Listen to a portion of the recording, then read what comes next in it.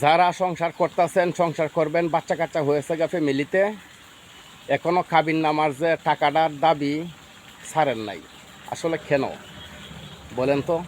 আমার চোখের সামনে মানে কি বলবো, মোহরের টাকা নিয়ে গেছে আদায় করে, আর এখন তার স্বামীর উপরে কি নির্যাতন শুরু করে দিছে। এখন বাচ্চা কাচ্চা হয়ে গেছে, এখন বাচ্চা কাচ্চা তো সে ছাড়তেও পারবে না, বউ ছাড়তে পারবে না। এমন সুযোগের সদ্ব্যবহারটা আপনারা কেন করেন?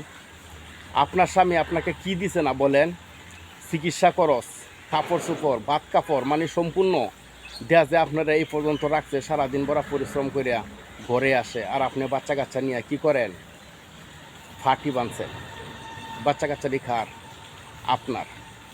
আপনার সংসারের দায়িত্ব সম্পূর্ণই আপনার হইলে কিন্তু আপনার পুরুষ যা করছে, আপনার একটা স্বামী যা করছে, এই সম্পূর্ণ ভার যদি আপনার উপরে ছেড়ে দেওয়া হয়, আপনি ধ্বংস হয়ে যাবেন, আপনি পাগল হয়ে যাবেন। আপনি বলবেন এই সংসার আমার প্রয়োজন নাই, আমার একলা জীবন ভালো। আপনি এই কথাটাই বলবেন, বুঝছেন? আপনার স্বামীকে আপনার সম্মান করুন।